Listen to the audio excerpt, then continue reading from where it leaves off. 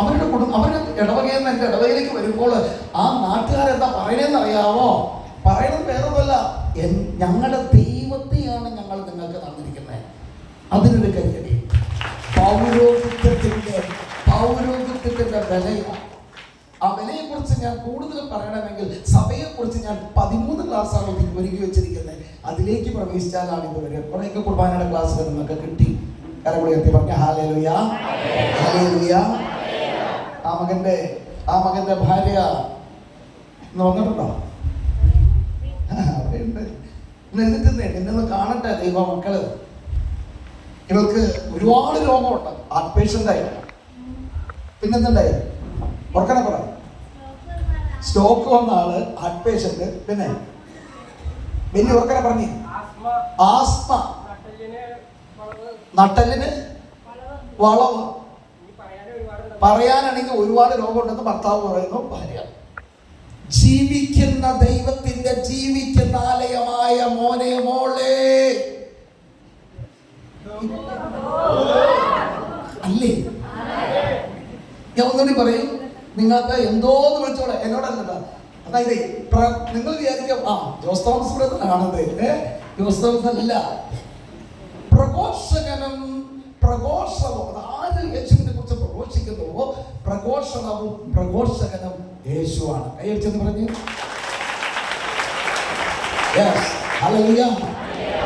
ജീവിക്കുന്ന ദൈവത്തിന്റെ മക്കളെ. ഇപ്പൊ എന്താ കൊടുക്കുന്നത്? കർത്താവ് കാണിച്ച തിരുക്കുടുംബമാണ് കാണിച്ചിരിക്കുന്നത്. എന്താ സംഭവിച്ചേ? ഒരു ചേഞ്ച്. നിങ്ങൾ ആ വിളി കേട്ടപ്പോൾ, നിങ്ങളത് ഉൾക്കൊണ്ടപ്പോൾ, നിങ്ങളത് അംഗീകരിച്ചപ്പോൾ എന്താണ് സംഭവിച്ചത്? എന്റെ കർത്താവ് കാണിച്ചിരുന്നത് തിരുക്കുടുംബം കാണിച്ചിരുന്നു. അതായത് നസ്രത്ത ഭവനം കാണിച്ചു തരുന്നു. ഒരു നസ്രത്ത വേദനകളാല്, കഷ്ടപ്പാടുകളാല്, ദുരിതങ്ങളാല്, തകർച്ചയാല്, കടഭാരത്ത് വന്നിരിക്കുന്ന ദൈവമക്കളെ നസ്രത്ത ഭവനം കാണിച്ചു തരുന്നു. നസ്രത്ത ഭവനം കാണിച്ചു തരുന്നു. അവിടെ എന്താണ് സംഭവം? ഒരു നസ്രത്ത ഭവനം നിന്റെ കുടുംബം അപ്രകാരം രൂപാന്തരപ്പെടുത്തിയാൽ എന്താണ് അവിടെ മാറ്റം? അവിടെ ശാന്തിയുടെയും സമാധാനത്തിന്റെയും സൗഭാഗ്യത്തിന്റെയും അനുഗ്രഹം നിന്റെ ഭവനത്തിൽ കർത്താവ് തന്നു കഴിഞ്ഞു. ഇത് വിശ്വസിക്കുന്നവർക്കുള്ളതാണ്. ഇത് വിശ്വസിക്കുന്നവർക്ക് മാത്രമുള്ളതാണ്. ഒരാമേ പറയാമോ? അതാണ് ദൈവത്തിന്റെ വചനം നമ്മൾ ശ്രവിക്കുമ്പോൾ നിങ്ങളുടെ ഹൃദയത്തിൽ സ്പർശിക്കുന്നുണ്ടോ? ഒരു കരണ്ട് അടിച്ച പോലെ ദൈവത്തിന്റെ വചനം നീ കേൾക്കുമ്പോൾ നിനക്കൊരു സ്പർശനമുണ്ടോ? അതാണ് ദൈവവചനം നിന്നെ സ്പർശിക്കുന്നത്. എന്താണെന്നറിയാവോ? ദൈവത്തിന്റെ വചനം ഇപ്രകാരം എഴുതപ്പെട്ടിരിക്കുന്നു. എന്റെ വചനം, ദൈവത്തിന്റെ വചനം ആരുടെ പക്കലേക്ക് ചെല്ലുന്നുവോ അവരെ ദൈവങ്ങൾ എന്ന് വിളിക്കപ്പെടും. പറഞ്ഞേ, ദൈവത്തിന്റെ വചനം, ദൈവവചനം, അതായത് സത്യവചനം. ആ സത്യവചനം ആരുടെ പക്കലേക്ക് ചെല്ലുന്നുവോ അവരെ ദൈവങ്ങൾ എന്ന് വിളിക്കപ്പെടും. മോനെ, അതായത് ആകത്തൊക മാറും. നിന്റെ ജനികാശക്തി മാറും, ഭക്തിയാശക്തി മാറും, ശാപകന്ത്രങ്ങൾ മാറും, അസ്വസ്ഥത മാറും. അപ്രകാരം ജീവിക്കുന്ന ദൈവത്തിന്റെ ജീവിക്കുന്ന ആലയമായി നമ്മൾ ഓരോരുത്തരും രൂപാന്തരപ്പെടുകയാണ് അവിടെ ചെയ്യുന്നത്. ദൈവത്തിന്റെ വചനം ഒരു മദ്യപാനിയെ മാനസാന്തരപ്പെടുത്തും. ദൈവവചനം ഒരു ഭാവിക്ക് മാനസാന്തരപ്പെടുത്തും. ദൈവവചനം ഒരുവരെ ശിഷ്യപ്പെടുത്തും. ദൈവവചനം ഒരു രോഗിയെ സുഖപ്പെടുത്തും. ദൈവത്തിന്റെ വചനത്തിന് മാനസാന്തരപ്പെടുത്താൻ സാധിക്കുമെങ്കിൽ, ദൈവവചനത്തിന് ഒരു വ്യക്തിയെ സുഖപ്പെടുത്താൻ സാധിക്കുമെങ്കിൽ, ദൈവവചനത്തിന് ഒരുത്തനെ ശിക്ഷപ്പെടുത്താൻ സാധിക്കുമെങ്കിൽ.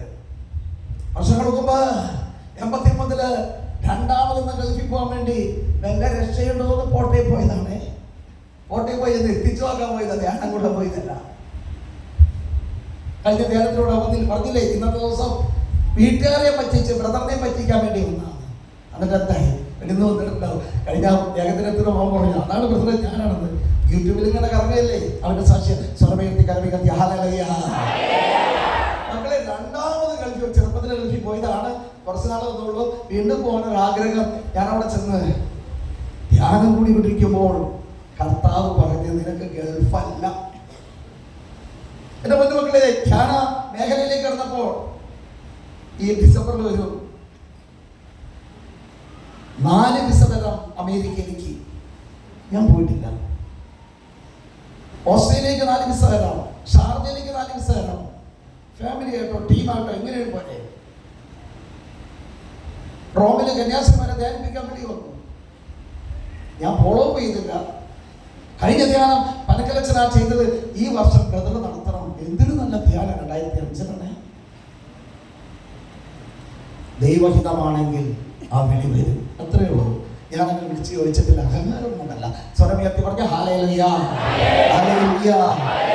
അങ്ങനെ വന്ന് UK ഇങ്ങനെ വിളി വന്നപ്പോൾ 2007 or 2008 ഒരു പാസ്പോർട്ടൊക്കെ എടുത്തൊന്ന് പൊതിക്കേക്കാം, ഒന്ന് പോയി നോക്കിയേക്കാം.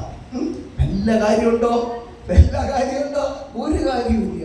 ഞാനങ്ങനെ തമിഴ്നാട്ടിൽ ഞങ്ങളൊരു വാൻ നിറച്ച് പോവുകയാണ്. എവിടെയാണാവോ? ചെന്നൈയുടെ അടുത്താന്ന് തോന്നുന്നു. സിലോൺ അഭയാർത്ഥികളായ ക്യാമ്പിലേക്ക് ചെന്നപ്പോൾ ഒരു സ്വരം, ആ ഉടുതുണി പോലില്ലാത്ത ഏഴകളായ മക്കൾ, വേദനയാൽ രോഗത്താൽ കിടക്കുന്ന മക്കൾ, അവരെ ആശ്വസിപ്പിച്ച വചനവും അവരെ സ്പർശിച്ച് സൗഖ്യപ്പെടുത്തുവാനുള്ള ഒരു ദൗത്യം എന്റെ ദൈവം എനിക്ക് തന്നപ്പോ, എന്റെ ഈശോ ഇതിലൂടെ പ്രവർത്തിച്ചപ്പോ ഒരു സ്വരം എനിക്ക് കേട്ടു. അത് മറ്റൊന്നല്ല, നിനക്ക് UK പോണോ? വേണ്ട കർത്താവേ, ഈ പാവങ്ങളെ നോക്കാൻ ആരില്ല. എനിക്ക് അങ്ങനെ ഒരു ആഗ്രഹം ഉണ്ടായില്ല. ഇത്രയും വിളി വന്നപ്പോ ഒന്ന് പോയേക്കാം. ഓരോരുത്തർക്കും ഒരു വിളിയുണ്ട്. നിനക്കൊരു വിളിയുണ്ട്. ഞാൻ നഗ്നനായിരുന്നു. ഉടിപ്പിക്കുന്ന ദൗത്യം ഇവിടെ ചിലർക്കുണ്ട്.